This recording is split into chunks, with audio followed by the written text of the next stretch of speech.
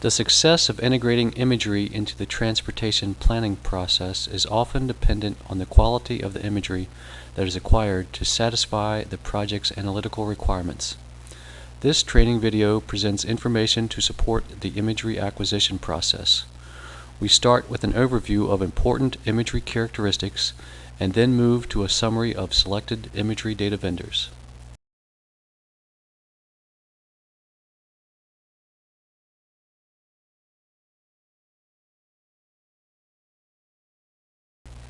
Selecting the right imagery for a planning task often begins with a decision on the following issues: date or season required for acquisition, the need for imagery currency, the geographic extent required, whether the imagery will be color or black and white, the spectral resolution and the spectral characteristics of the imagery, and the spatial resolution. The next section provides an introduction to these issues.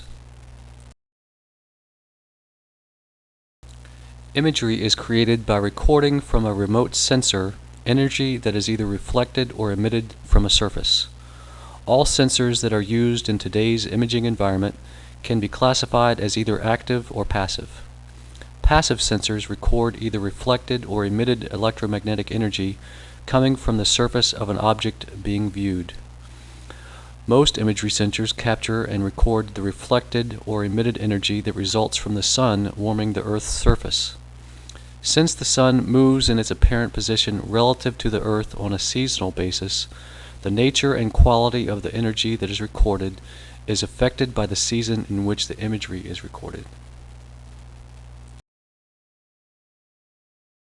The electromagnetic spectrum consists of energy that is segmented into discrete regions such as ultraviolet, visible, infrared, and radar. A few concepts related to the electromagnetic spectrum are important to understand. First, the color of an object is based on the spectral region of light that the object reflects. Thus, a passive sensor that is recording the reflected light from an object records that portion of the electromagnetic spectrum that is being reflected from the surface of the object. In the visible portion of the spectrum, the sensor records blue, green, and red energy to create either a panchromatic, also known as a black and white, or a color image. Infrared energy that emanates from a scene is due both to the self-emission of each object within the scene and also from the radiation that is being reflected by the objects in the scene from other sources, such as the sun, clouds, and moon. Some of the infrared energy is that part of the electromagnetic spectrum that we refer to as thermal energy. Sensors have been designed to record the infrared energy in this portion of the spectrum. Active sensors, such as radar or LiDAR, record the returned pulses of energy that are transmitted to and from the sensor platform and one or more objects on a surface. Active sources record energy in the far portion of the electromagnetic spectrum. These radar signals are referred to as non-literal sources, in that the radar image does not reflect the visible portion of the electromagnetic spectrum that can be observed with our eyes. Radar imagery is useful in environments where there is heavy cloud cover, since the radar signal can penetrate clouds. The currency of imagery is often a critical requirement in a project that requires imagery, and often is the key driver of cost, since current imagery is generally more costly than historical imagery. The currency and repetitive coverage of imagery collected by satellite is dependent on the satellite's periodicity, which is the time interval that is required for a given satellite to image the same spot on the Earth from the same angle. Note that many current satellites can view a given point from several vantage points or azimuth angles, providing more frequent repetitive coverage than its periodicity. Panchromatic imagery is black and white imagery, and normally refers to the visible region of the electromagnetic spectrum. This example shows panchromatic imagery taken in 1989 and distributed by the U.S. Geological Survey in a format known as digital orthophoto quadrangles. This example shows exit 47 of Interstate 66, approximately 25 miles west of Washington, D.C., near Manassas, Virginia. The next example shows 1995 color infrared imagery distributed by data imagery vendor Vargis. This 1995 image shows healthy vegetation as shades of red and cultural features in shades of blue. The two images can be visually compared using fade blend tools to show growth and change in the 6-year period. Sensors can be designed to capture several specific portions of the electromagnetic spectrum.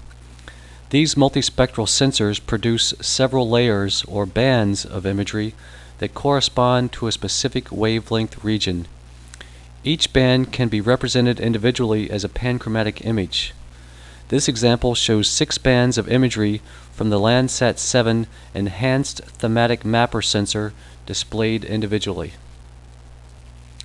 Multispectral imagery is often referred to as either true color or false color, and designates how the combination of bands are displayed on the computer.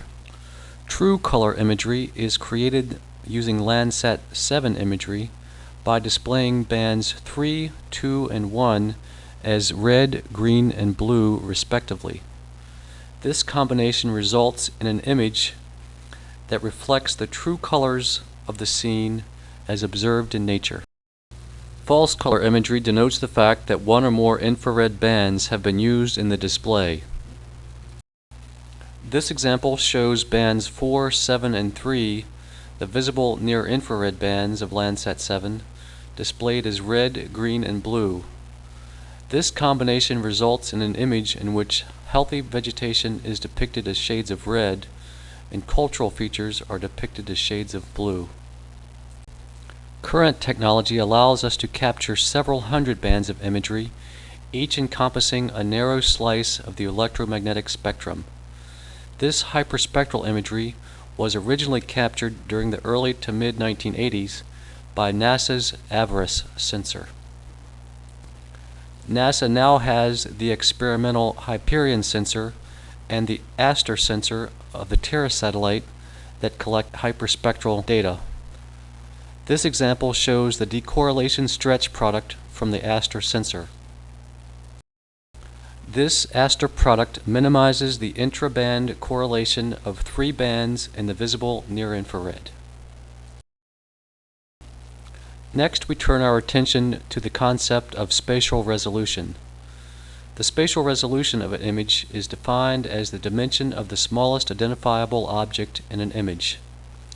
Spatial resolution is often used to denote the dimension of a pixel within a digital image, though in precise terms, the dimension of a pixel within a digital image is the pixel sample distance. In this Iconos image from Space Imaging, the pixel sample distance is 1 meter, yet parking lot stripes that are less than 1 meter in width are easily identifiable on both the original imagery and in an image that has been processed with standard image processing techniques. This is due to the linearity of the stripe feature and is one of many such image properties that can be used in imagery analysis. For the remainder of our discussion on spatial resolution, we will use the terms spatial resolution and pixel sample distance interchangeably. The spatial resolution to support a given planning task is dependent on the requirement of the task and the budget of the project. In most circumstances, higher resolution imagery, that is, imagery in which you can view smaller objects, is more costly to acquire. In addition to the initial cost of the imagery, the project also needs to include cost for data storage. In uncompressed format, a single band of higher resolution imagery requires more disk storage space when compared to a single band of the same area of low resolution imagery. To summarize, disk storage cost must account for the pixel sample distance, the geographic extent, and the number of bands of imagery acquired simultaneously. It is difficult to provide a single guideline on spatial resolution for all image analysis projects, since each project will likely have unique requirements and will thus require specific spatial and spectral image types. Several general rules of thumb exist, however, in the scientific literature. Jensen and others suggest that approximately 20-meter resolution imagery is sufficient to provide regional coverage on land cover change. 10-meter imagery is useful for identifying general urban infrastructure, including transportation features, and imagery higher than 5 meters in resolution is necessary to identify homes, duplexes, and other residential features. While Jensen's guidelines are generally accurate, the presence and extent of residential features can be observed and measured using lower resolution imagery, such as the 28-meter resolution Landsat imagery. This example shows bands 4, 7, and 3 of Landsat thematic mapper imagery displayed as red, green, and blue. Residential areas, outlined here, show as areas of highly textured blue and pink, and are easily differentiated from other land uses, such as commercial, industrial, forest, and open, vacant areas. Even greater differentiation is achieved by merging higher resolution imagery with lower resolution imagery. This example shows IRS 5-meter imagery merged with Landsat thematic mapper 28-meter imagery. The resulting merge image provides the added detail gained from the high-resolution single-band panchromatic IRS imagery with the added spectral resolution of the Landsat TM imagery. Similar, yet more striking results are achieved by combining 1-meter panchromatic imagery with 4-meter multispectral imagery. This example shows a merge of 1-meter panchromatic and 4-meter multispectral Iconos imagery from space imaging taken over San Diego County. This video has provided information on imagery characteristics to support the planning and acquisition activities associated with integrating imagery into the transportation planning process. We have covered several topics in this video, including spectral characteristics of imagery, spatial characteristics of imagery, and temporal and seasonal issues to consider when ordering and acquiring imagery. Our intent in producing this video was to provide relevant information to support imagery acquisition planning, imagery acquisition, and preliminary analysis. Subsequent videos will provide more details on image processing and imagery analysis to support several applications of imagery in the transportation planning process.